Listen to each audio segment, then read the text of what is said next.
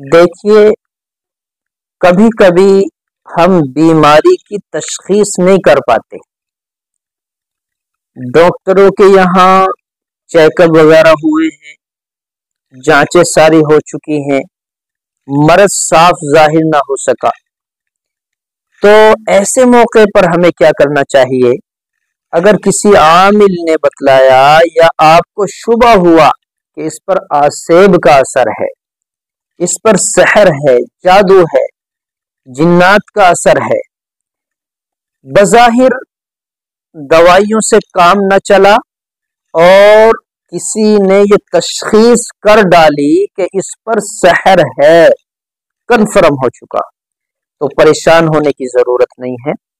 آپ سورہ جن 29ویں پارے میں ہے سورہ جن، اس سورت کو مکمل پڑھیں، شروع سے آخر تک اول آخر درود شریف پڑھیں اور پڑھ کر مریض کے اوپر دم کر دیں. انشاءاللہ وہ آسیبی اثرات جاتے رہیں گے. اگر ہمت ہو سکے یا کوئی لکھ دے، سورت جن لکھ کر اس کے گلے میں ڈال دیں تو بھی انشاءاللہ یہ مرض جاتا رہے گا. اگر پڑھ کر دم کیا ہے تو روزانہ پڑھتے رہیں جب تک کہ اس کو مکمل شفا حاصل نہ ہو جائے، اور اگر لکھ کر گلے میں ڈال دیں تو پھر روزانہ پڑھنے کی ضرورت نہیں ہے.